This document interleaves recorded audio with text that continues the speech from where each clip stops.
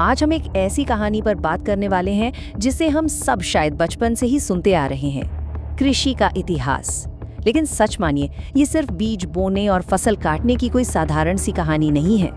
ये अस्तित्व को बचाने, इंसानी नवाचार और कुछ ऐसे अनपेक्षित परिणामों की एक बेहद जटिल कहानी है जिसने हमारी पूरी दुनिया को हमेशा के लिए बदल कर रख दिया। आइए इस विश्लेषण में गहराई से गोता लगाएं। नमस्ते दोस्तों, welcome to SK brain shots. यहाँ पर आपको दिमाग हिला देने वाले सवाल और अमेजिंग फैक्ट्स मिलेंगे, तो वीडियो एंड तक जरूर देखना। तो एक बड़ा सवाल, क्या मिट्टी में बोए गए एक साधारण से बीज ने हमारी इस चकाचौंध से भरी आधुनिक दुनिया का निर्माण किया, या फिर ये मानव इतिहास की सबसे बड़ी गलती थी?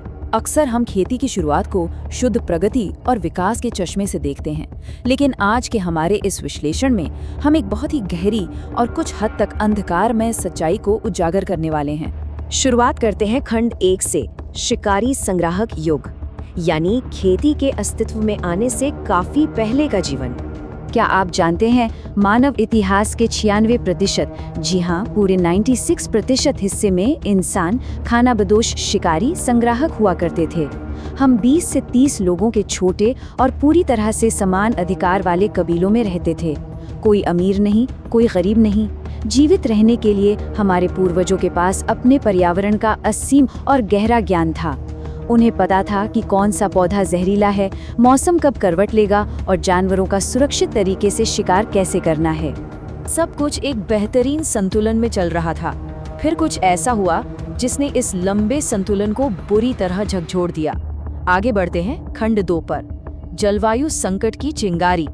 करीब 12,900 साल पहले यंगर ड्राइज नामक एक विनाशकारी ठंड का दौर शुरू हुआ यूं कि पिघलते ग्लेशियरों के मीठे पानी ने समंदर की गर्मी को संतुलित करने वाली धाराओं को रोक दिया।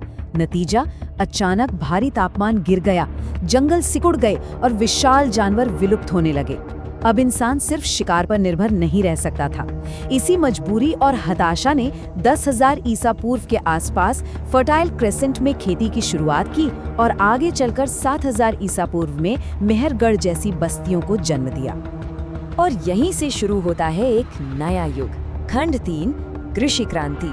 जो बात वास्तव में दिलचस्प है वो यह है कि कैसे इंसान ने केवल भोजन खोजने के बजाय उसे खुद उगाना शुरू किया। जरा उस यूरेका पल के बारे में सोचिए। शायद किसी दिन किसी ने अपने डेरे के पास नम मिट्टी पर गलती से कुछ बीज गिरा दिए होंगे। फिर बारिश हुई और कुछ हफ्तों बाद उन्होंने देखा कि उन्हीं गिरे हुए बीजों से नया पौधा उगाया है। ये सिर्फ एक पौधा नहीं था, ये एक बहुत बड़ा एहसास था कि इंसान अब पूरी तरह प्रकृति की दया पर निर्भर नहीं है, बल्कि वो खुद प्रकृति को आकार दे सकता है। और देखते ही देखते ये आइडिया आग की तरह फैल गया। मध्य पूर्व के फर्टाइल क्रेसेंट में गेहूं और जौ उगाई गए, चीन में चावल और अमेरिका में मक्का। शुरुआती किसानों ने मजबूत बालियों वाले बड़े बीज चुनकर एक तरह की प्राकृतिक जेनेटिक इंजीनियरिंग शुरू कर दी थी। और भारत के मेहरगढ़ की बात ही अलग है। 7,000 ईसा पूर्व के आसपास यहाँ न केवल गेहूं और जौ के प्रमाण मिलते हैं, बल्कि ये दुनिया में कपास यानी कॉटन की खेती के शुरुआती सबूतों में से भी एक है। खेती ने मानव इतिहास में एक बिल्कुल नया अध्याय शुरू किया। खंड 4, सभ्यता का जन्म। सभ्यता के विकास के मुख्य रूप से 4 चरण रहे।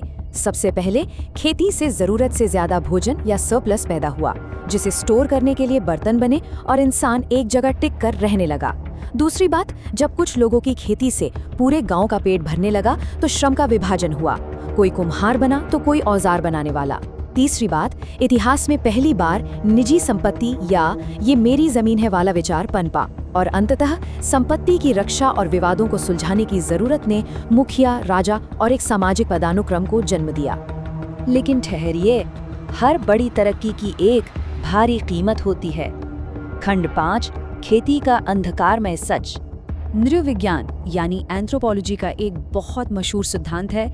जैरेड डायमंड जैसे विद्वानों का मानना है कि कृषि शायद मानव इतिहास की सबसे बड़ी गलती थी। हम यहाँ किसी का पक्ष नहीं ले रहे, बिल्कुल नहीं, लेकिन स्रोत से निकला ये एक बेहद मजबूत और विचारणीय तर्क है जो इस पूरे नजरिए को पलट कर रख देता है। तो क्या सच में कृषि एक गलती थी? आखिर ऐसा क्या हुआ था उन शुरुआती किसानों के साथ जिसने इस महान प्रगति को एक त्रासदी में बदल दिया? वे कौन सी भारी कीमतें थीं जो हमारे पूर्वजों को चुकानी पड़ी? फर्क साफ है। एक तरफ हमारे शिकारी संग्राहक हैं, उनका आहार बहुत विविध था। वे हफ्ते में मुश्किल से 15 से 20 घंटे काम करते थे और उनका समाज पूरी तरह बराबरी पर आधारित था। दूसरी तरफ हमारे शुरुआती किसान, जिनका आहार कुछ गिनी चुनी फसलों तक सीमित हो गया, जिन्हें सुबह से शाम तक खेत में कमर तोड़ मेहनत करनी पड़ती थी, और इसी जीवन ने बीमारियों और अमीर गरीब के पदानुक्रम को जन्म दिया। इस बदलाव के बहुत भयानक परिणाम सामने आए। पहला, कुछ फसलों पर निर्भर रहने से शुरुआती किसानों में कुपोषण आया। उनके कंकाल बताते हैं कि उनका कद छोटा हो गया था। दूसरा, अगर सूखा पड़ता तो पूरे गांव के सामने भूखमरी आ जाती। तीसरा, जानवरों के साथ घनी आबादी में रहने के कारण नई जूनोटिक बीमारियां जैसे चेचक इंसानों में फैलने लगी।